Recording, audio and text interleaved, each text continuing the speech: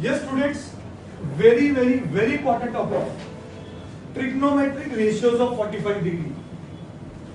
अभी तक हमने 45 डिग्री, 30 डिग्री, 60 डिग्री और 0.4, 1/4 मेथड से किए। बट इसका प्रूफ क्या है, मैथमेटिकल प्रूफ क्या है?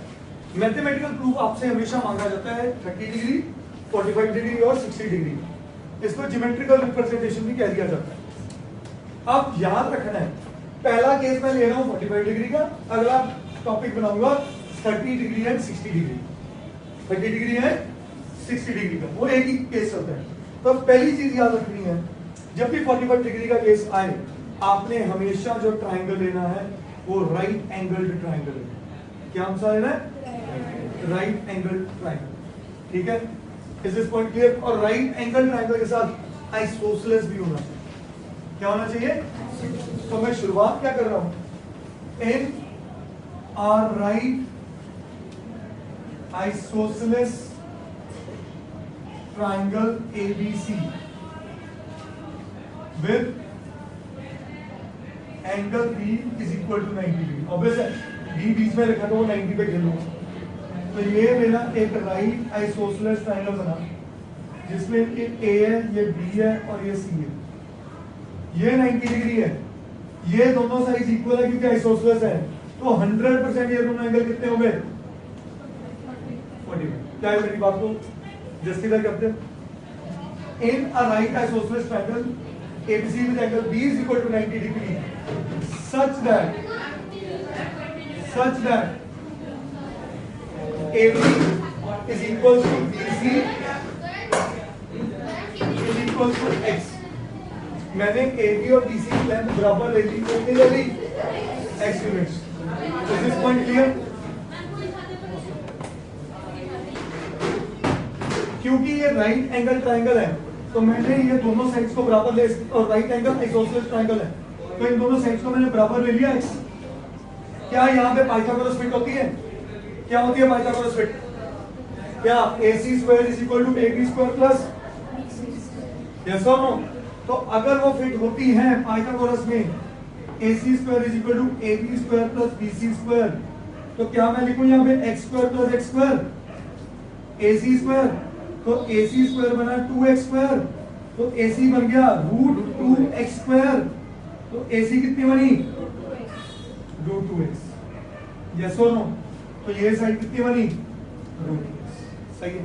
अब जो मैं करने जा रहा हूं इसको समझना।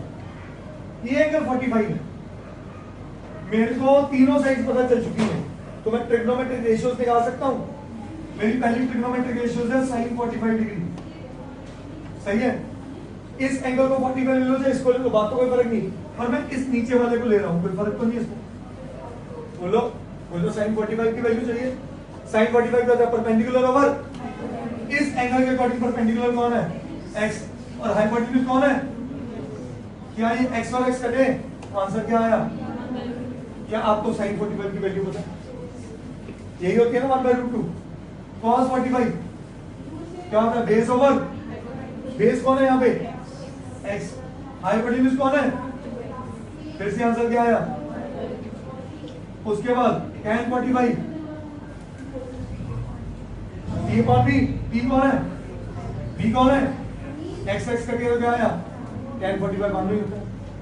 आगे तो secant 45 क्या होगा? हाइपोटेन्यूज ओवर परपेंडिकुलर, हाइपोटेन्यूज है √2x over x। Answer is बन गया। आगे secant x, secant 45 sorry x लिख दिया, क्या होता है? h अपॉन p, p भी x है, फिर से क्या आया? और उसके बाद cot 45 b upon p, p कौन है? x और p कौन है? अब आपको पेपर में इतना सारे नहीं पूछता हो, वो क्वेश्चन 3 नंबर का क्या डालता है? Right the geometrical representation of tan 45 degree. तो आपको ये सब करना है, ये असम्पशन लेनी है, और इन सारे रिजल्ट में किसको लिख देना है? tan। पर एक छोटी सी चीज आपको और हिदायत दूंगा, और अच्छे में लिखना हो तो पता कैसे लिखना? tan 45 is perpendicular over base. Perpendicular है AB और बेस है BC, तो परपेंडिकुलर है x और बेस है x, तो मानना है। ये थोड़ी सी एक्टिंग कर लेना मुझसे, समझ गया कि नहीं? ये समझ आ गया क्वेश्चन? ये थ्योरम है basically, how to find tan 45। तो ऐसे आपको कोई भी क्वेश्चन आ सकता है, और मेरी शीट पे लिखा हुआ है tan 45 कभी आया हुआ है, tan 60 आया हुआ है, और tan 45 आया हुआ 2012 में, ठीक है? तो secant 30 आया हुआ 2010 में, और tan 60 आया हुआ 2009 में। तो ये अच्छा क्वेश्चन माना जाता है, करिए note. Yes students, another topic is trigonometric ratios of 30 degree and 45 degree कर लिया। अब 30 और 60 की बात करें। जैसे 45 में लेते थे राइट आइसोसेलेस ट्रायंगल, इसमें याद रखना है always you have to pick equilateral triangle. कौन सा? So let us assume a triangle ABC which is equilateral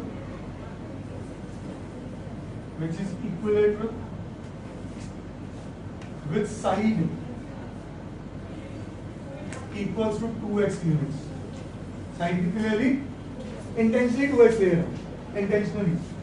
notice करो कि ये अगर मेरा इक्विलैटरल ट्रायंगल है ABC जिसकी साइड 2x यूनिट्स है, ठीक है? मैं क्यों 2x आपको अभी समझ आ जाएगा। अगर मैं यहां से एक परपेंडिकुलर ड्रॉ करूं A पॉइंट से,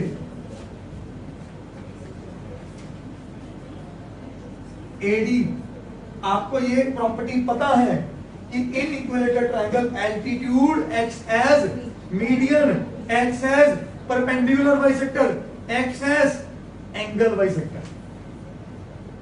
मेरी बात याद रखना, इक्विलैटरल ट्रायंगल में जो एल्टीट्यूड होता है वही मीडियन होता है, वही परपेंडिकुलर बाइसेक्टर होता है, और वही एंगल बाइसेक्टर होता है। तो इसका मतलब अगर ये एंगल 60 था, ये भी 60 था, और ये पूरा 60 था, तो ये किन में बट गया? 30। इसमें बट गया। तो हम क्या लिखेंगे?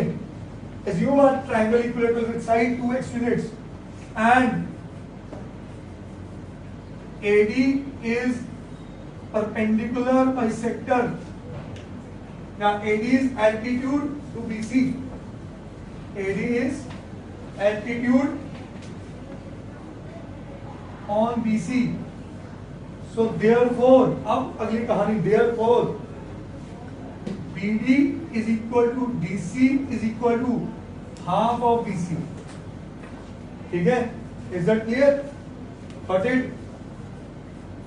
So DC लिख लूं, DC is equal to कितना? half of 2x is equal to x. अब समझ आया मैंने x क्यों 2x क्यों लिया? ताकि ये साइड मेरी कितनी आ जाए? x आ जाए। कितनी आ जाए?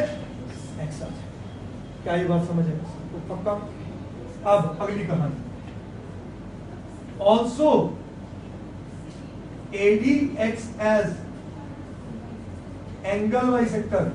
यहां पे रीजन लिख लेना, as AD is median equal to altitude in equilateral, as AD acts as angle bisector, reason as AD is angle bisector is equal to altitude in equilateral, सब सेम होते हैं, ठीक है? So therefore angle BAC is half of angle A, so it is equal to। तो मैं इस 30 को hide कर रहा हूं, इस 60 को भी हाइड कर रहा हूं ताकि कंफ्यूजन क्रिएट ना हो। क्या बात समझ आई? ये साइड x, ये साइड कितनी है? 2x। सब बात clear? Now in right triangle ADC, इस ट्रायंगल में देखो AC square is equal to AD square plus DC square. बोलोगे क्या ये राइट ट्रायंगल है? तो पाइथागोरस लगी। AC स्क्वायर बना 2x का स्क्वायर, AD स्क्वायर मुझे नहीं पता, और DC स्क्वायर बना x का स्क्वायर। 2x का स्क्वायर क्या होता है? 4x square minus is equal to AD square. तो AD कितना बना? 3x स्क्वायर का रूट, तो क्या बना? तो ये मेरे पास एडी निकल के आ गई कितनी, √3 क्या निकल के आ गई। अब जो अगली चीजें करने जा रहा हूं उसको ध्यान से समझना, आप सबके लिए बहुत इंपॉर्टेंट है।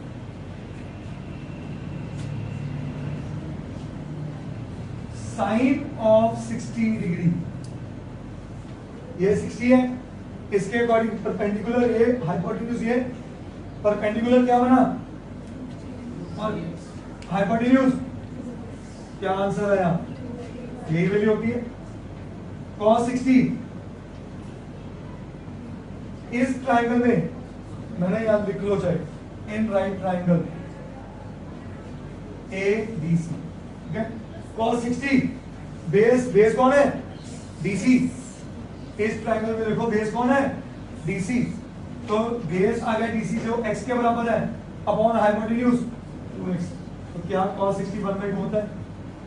फिर tan 60 is perpendicular over perpendicular कौन, DC, x बेस नहीं सॉरी √3x अपॉन बेस, तो आंसर इस tan 60 क्या होता है, √3। थोड़ी चर्चा और कर लें इसमें। cosecant 60, cosecant is hypotenuse over perpendicular, hypotenuse is 2x, perpendicular is, so answer is 2 upon, आगे secant x, secant 60 sorry, secant 60 is base over perpendicular, hypotenuse over base, गलत बोल गया, so 2x over x, answer is 2, ठीक है जी। Is this point clear. आगे cot 60 is base over perpendicular, base कौन है और परपेंडिकुलर कौन है, सो आंसर इज, और देखो इन सबके रेसिप्रोकल्स ही हो। अब बात करते हैं, ये हमने निकाल दिया 60 के, कौन रह गया, नहीं 60 डिग्री कर दिया तो रह कौन गया 30 डिग्री पे, तो 30 डिग्री पे बातें कर ले। साइन 30, हाँ जी साइन 30 एंगल अब ये है, ये नहीं है, उस ट्रायंगल में आ जाओ, in right triangle ADC, sine 30 इसके अकॉर्डिंग सोचना, पहले बोल रहा हूं इसके अकॉर्डिंग, साइन होता है परपेंडिकुलर ओवर हाइपोटेन्यूज, इसके अकॉर्डिंग परपेंडिकुलर कौन है, DC, इसको मैं क्या बोलूं, x अपॉन हाइपोटेन्यूज, तो साइन 30 बन रहा है 1/2।